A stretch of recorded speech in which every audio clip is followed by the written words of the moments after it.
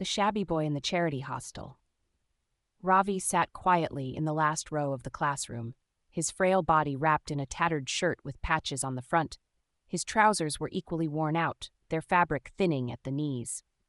He kept his head low, hoping no one would notice the missing buttons on his shirt or the frayed edges of his sleeves. The other children, dressed in neat and clean uniforms, chatted among themselves, their polished shoes tapping lightly against the floor. The contrast between them and Ravi was stark, yet no one seemed to care, except one person. Mrs. Mira, the English teacher, was known for her elegance. She was always impeccably dressed, her sariris crisp, her jewelry subtle yet tasteful.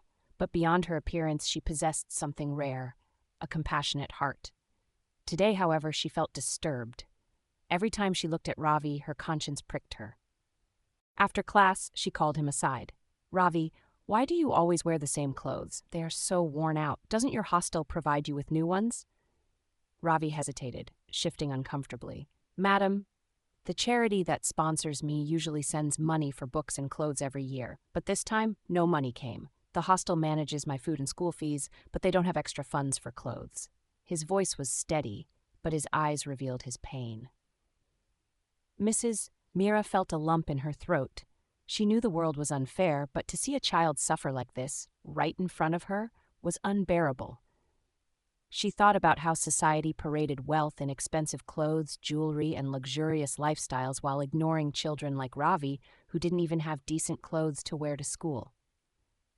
That night, she couldn't sleep. Her own wardrobe was full of expensive saris, yet here was a child who lacked even basic clothing. Her conscience didn't let her rest. The next morning, instead of shopping for another elegant dress for herself, she visited a store and bought a set of neatly pressed uniforms, socks, and a pair of sturdy shoes. The following day, she called Ravi to the staff room and handed him the package. "These are for you, Ravi. From now on, come to school with confidence." The boy's hands trembled as he unwrapped the package. His eyes welled up with tears. "Thank you, madam," he whispered, unable to say more. That day, for the first time in a long while, Mrs. Mira felt true happiness. Not from admiring her reflection in the mirror, but from knowing that she had restored dignity to a child who had nothing but dreams and hope.